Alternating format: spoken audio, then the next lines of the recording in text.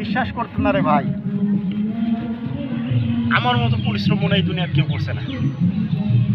চৈত বৈশাখ মাসে যখন আওয়ারের মধ্যে ধান কাটতাম গেছি, শৈল দেয়া বৃষ্টির মতো পানি পড়ছে, বুঝছেন?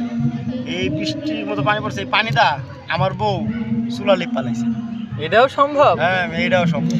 হ্যাঁ, বইলে তো ভাই বিশ্বাসই করতেন না।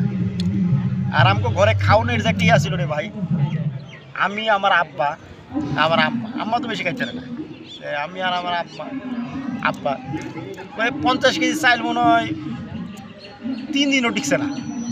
এটা কিভাবে?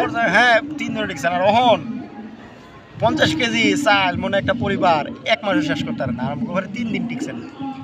এক সময় মায়ে আর তোর কুলাইতে না, মায়ে কয় আর রান্তারতাম না, তোমরা চাল চাবাই খেলো। তখন আমরাও চিন্তা করলাম যে মারে আর কত কষ্ট দেব। বাজারে ব্যাগটি আছে না, ব্যাগের মধ্যে চাল লয়ে হাঁটছি আর খাইছি। হ্যাঁ, মারে কষ্ট দিছি না। আর অহনের দিন আর হতহনের দিন পানি ভাত, 3 কেজি চালের পানি ভাত আর মনে করেন 1.5 কেজি কাঁচামরিচ খাইলেছি। এটা